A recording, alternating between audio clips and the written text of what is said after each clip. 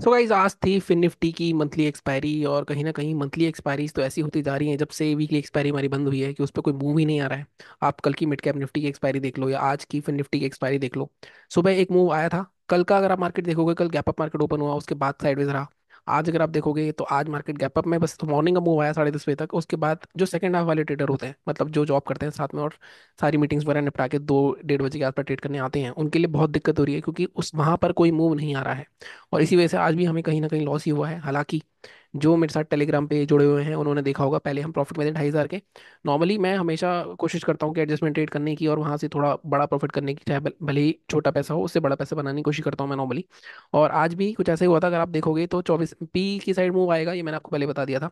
Problem क्या हो रही थी? प्रॉब्लम हो रही थी आज इंडिया विक्स की। इंडिया विक्स कहीं ना कहीं आज नेगेटिव में था, थोड़ा पॉजिटिव में होता, थोड़ा बड़ा हुआ होता तो शायद मूव अच्छा मिल जाता हमें। अगर मैं देखूँ 24,050 की पी में 6 रुपये से 14 रुपये तक गई थी लास्ट में। अगर आप देखोगे सिर्फ ये मूव आया था 3 बजे के आसपास। ये गई थी 5 रुपये से, सॉरी 14 रुपये तक गई थी, मतलब ऑलमोस्ट ट्रिपल हो गई थी। ये मेरी पकड़ में आई है 8 रुपये के आसपास, और मैं इसमें से 12 रुपये के आसपास निकल गया था, 12-11 रुपये के आसपास। अगर आप यहाँ देखोगे, मैं आपको दिखाता हूँ। तो ये हमारा फर्स्ट ट्रेड था, 150-200 रुपये कमाए थे, ये मैंने पकड़ लिया था। यहाँ पे हमारा 3,000 के आसपास का ट्रेड था। ये भी मैंने पकड़ा था, मतलब 3-4 ट्रेड करे थे मैंने।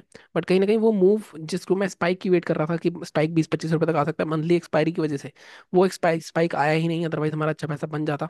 उसके बाद मैंने कॉल साइड भी ट्रेड करा, कहीं ना कहीं एडजस्टमेंट 3-20 पे ट्रेड करने की कोशिश करी। लेकिन आज वो उस तरह के मूव आए ही नहीं जिस तरह के मंथली एक्सपायरी में मूव आने चाहिए। तो हमें लॉस हुआ है 2400 का, छोटा लॉस है, कुछ बड़ा लॉस नहीं है।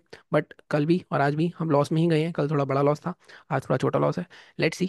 2 दिन क्योंकि मार्केट कहीं ना कहीं साइडवेज हो गया है, तो एक कल बैंक निफ्टी की मंथली एक्सपायरी पे बड़ा मूव आने की संभावना है पूरी पूरी। ठीक है। आज भी अगर आप देखोगे तो बैंक निफ्टी में तो कहीं ना कहीं अच्छा खासा मूव आया है। अगर आप देखो ओपनिंग में 557 से ऑलमोस्ट 500 पॉइंट का मूव आया है। लेकिन उसके बाद पूरा साइडवेज हो गया है मार्केट। और साइडवेज मार्केट में एक्सपायरी वाले दिन पैसे कमाना बहुत मुश्किल होता है, पूरे पूरे अकाउंट ग्लो हो जाते हैं, तो वहाँ पे थोड़ा ध्यान से ट्रेड करना होता है हमें।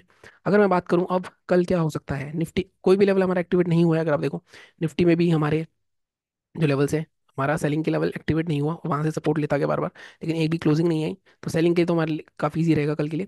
अगर मैं बात करूँ बाइंग की, बाइंग के आसपास कहीं ओपन हुआ निकला, 2 दिन मार्केट रेंज बना चुका है, तो मतलब मैं कहीं ना कहीं बड़े मूव की अंदेशा है। या तो कल या परसों एक हमें बड़ा मूव देखने को मिल सकता है। ठीक है। तो अगर मैं बात करूँ सबसे पहले बैंक निफ्टी के बारे में, क्योंकि बैंक निफ्टी कल एक्सपायरी है, तो इसमें अगर देखेंगे तो सेलिंग के लेवल्स हमारा चेंज नहीं करेंगे हम। सेलिंग के लेवल्स हमारे यही रहेंगे, हालांकि इसमें मैं चेंज करवा सकता हूँ आपको लेवल, बट मैं चेंज नहीं करना चाहता हूँ। मैं चाहता हूँ आप 51,880, बस थोड़ा सा अब मैं ये वाला जो है इसको इंपॉर्टेंस दे सकते हैं हम, 51,920 ले सकते हैं आप 51,880 की जगह। तो यहाँ तक, इसके बाद 644 तक के टारगेट हमारे रहेंगे। ठीक है। और इसके भी नीचे जाता है तो गैप भी फिल हो सकता है। इसके चांसेस थोड़े से मुझे कम लग रहे हैं। मुझे ऐसा लगता है मार्केट जिस तरह होल्ड कर रहा है अपर लेवल को, ब्रेकआउट आने के पूरे पूरे चांसेस हैं। ठीक है। अगर मैं बात करूँ बाइंग की, तो बाइंग कहाँ करेंगे? बाइंग का अगेन आज सेम लेवल रहेगा हमारा 353 का, बट अगेन 542 तक के। इसमें यहाँ पे हमें यहाँ तक रुकना ही पड़ेगा, उसके बाद तो कुछ हो नहीं सकता। और अगर ये जो होता है तो इसके बाद हमारी बहुत अच्छी खासी, मतलब कितना, क्या कहते हैं इसमें, अगर देखें हम तो, 1 मिनट, तो बहुत अच्छी शॉर्ट कवरिंग आ सकती है। मैंने आपको कल भी दिखाया था, अगर आप आरकली चार्ट पे, कि ये जो जोन है एक बहुत स्ट्रॉन्ग रेसिस्टेंस जोन है, और यहाँ पे 2 दिन मार्केट ऑलरेडी होल्ड कर चुका है। अगर आप देखो, अगर मार्केट इस जोन को तोड़ता है, मार्केट में ये गैप फिलिंग होगी कल। लेकिन अगर मार्केट ऊपर तोड़ता है, अगर आप देखो कितनी बार टेस्ट हो चुका है, ये गैप ऊपर तक पड़ा हुआ है 52,900 तक, तो कल एक बड़ा दिन हो सकता है, कल या परसों एक बड़ा दिन मूवमेंट मिलने वाला है हमें। ठीक है। अब टाइम होगा नहीं होगा हम उसको कैप्चर कर पाएंगे नहीं कर पाएंगे, वो अलग बात है, क्योंकि नॉर्मली यही होता है, बड़े दिनों पे कहीं मीटिंग आ जाती है, कुछ आ जाता है। ठीक है। अगर इसमें हम, जैसे मैंने आपको बताया, यहाँ पे हमारे बिल्कुल लेवल, ठीक है। हाँ, ये चीज़ ध्यान रखना, अगर लास्ट में एक्सपायरी 550 का टूटता है तो एक बहुत बड़ा मूव हमें देखने को मिल सकता है।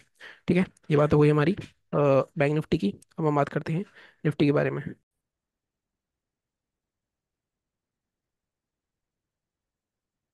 तो अगर निफ्टी की बात करें तो निफ्टी में हमें कोई ज़्यादा मेहनत नहीं करनी है। सेलिंग के लेवल हमारे ऑलरेडी मार्क्ड है, 24,137, इसके नीचे क्लोजिंग आते ही ये 2 टारगेट्स में मिल सकते हैं। और बाइंग के लेवल भी हमारे 369 है। हालांकि बाइंग में थोड़ा सा एडजस्ट कर सकता हूँ, 255 भी ले सकता हूँ, बट मैं आपको बोलूँगा बाइंग के हम थोड़ा सा सेफ ही चलते हैं, क्योंकि कहीं ना कहीं एग्रेसिव ट्रेड लेने से कोई फायदा है नहीं। इंडिया फिक्स थोड़ा सा बढ़ जाएगा कल, तो एक अच्छा खासा मूवमेंट देखने को मिल सकता है प्रीमियम में भी। बट मुझे ऐसा लगता है, कल देखते हैं क्या होता है, जैसे भी होता है।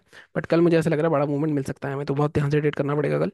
ट्रेंड मिल गया तो उसको राइड करना, बड़ा पैसा भी बन सकता है कल। ठीक है। बाकी चैनल को इसी तरह सपोर्ट करते रहो, लाइक करो, शेयर करो, सब्सक्राइब करो।